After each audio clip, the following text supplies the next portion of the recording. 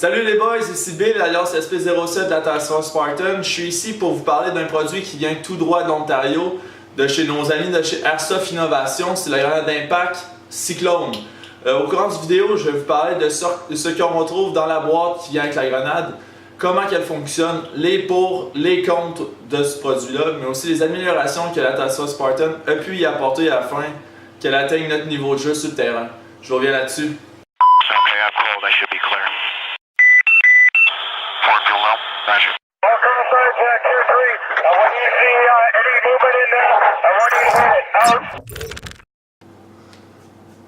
Donc, pour ce qu'on retrouve dans la boîte de chez Airsoft Innovation, nous avons deux patchs PVC Velcro, une avec le logo et une avec le slogan Frag to Win. Ensuite, nous avons le corps de la grenade Cyclone qui va servir de réserve pour les billes, mais aussi qui va contenir la charge de propane ou de green gas. Ensuite, nous avons le chapeau de la grenade qui va servir de système de percussion avec le pointeau que nous avons juste ici. Nous avons la base de la grenade qui va servir de bouchon pour empêcher les billes de sortir du corps, mais aussi qui est la zone la plus large de la grenade, donc qui va servir à l'absorption des chocs. Nous avons la cuillère qui va servir à venir bloquer le pointeau du chapeau. La goupille. Une bouteille d'huile qui va servir à la lubrification et à faire l'étanchéité du système. Ainsi que 3 collants qui vont servir à personnaliser votre grenade. Donc, pour en revenir sur les pour de la grenade, je vous dirais que le gros point, c'est qu'elle est peu dispendieuse. On parle de 53,66 si je ne me trompe pas sur le site internet. Donc, ce qui devient quand même assez abordable pour monsieur et madame tout le monde qui veulent avoir un dispositif sur eux afin d'éliminer l'équipe adverse disons, en un lancer. Ensuite, c'est qu'elle s'arme très facilement. À peu près 2 minutes, c'est possible d'avoir la grenade hop sur le terrain puis on puisse continuer à jouer avec. C'est assez simple, on dévisse le cap, met nos billes, met notre charge de propane ou de green gas, remet le cap, arme la tête avec le pointeau et on est prêt à retourner sur le jeu. Ensuite, elle est très solide. Pour moi, c'est vraiment un point important. Durant mon dernier voyage en Ontario, j'étais au rez-de-chaussée, j'ai tiré la grenade au 2e ou 3e étage. Quand il est venu le temps d'aller rechercher la grenade, aucun impact visible sur la grenade, aucun dommage visible. Donc pour moi, c'est un gros plus de quoi qui est résistant sur le terrain, qui va nous toffer pendant un bout. Après ça, avec le bon dosage, mon autre point, c'est la rotation de la grenade. C'est avec un bon dosage de propane, de green gas, ou avec le bon poids de billes, la grenade elle devient très efficace. On peut avoir une rotation qui va faire vraiment toute la pièce, va tourner sur 360 degrés dans tous les axes.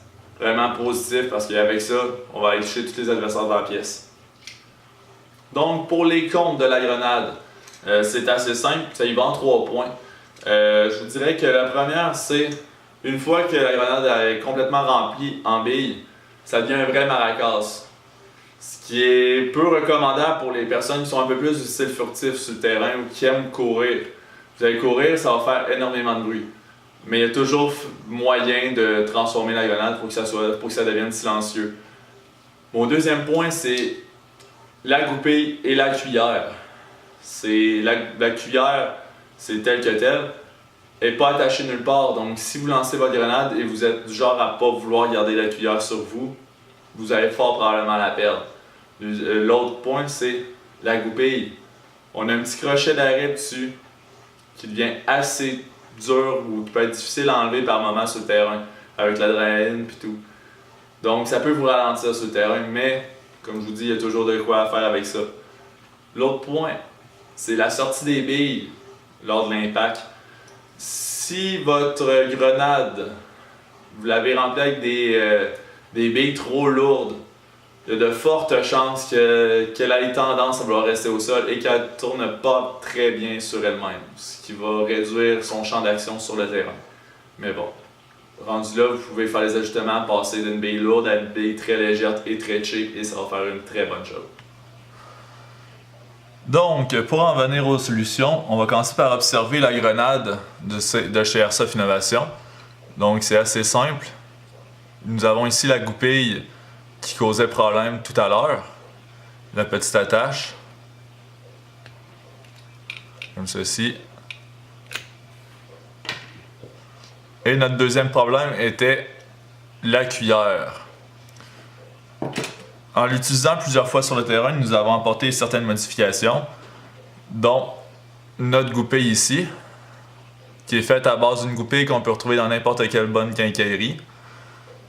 C'est assez simple. Quand on la gigote, il n'y a rien qui se passe. C'est assez ferme. Et quand on veut simplement retirer la goupille, et c'est fait.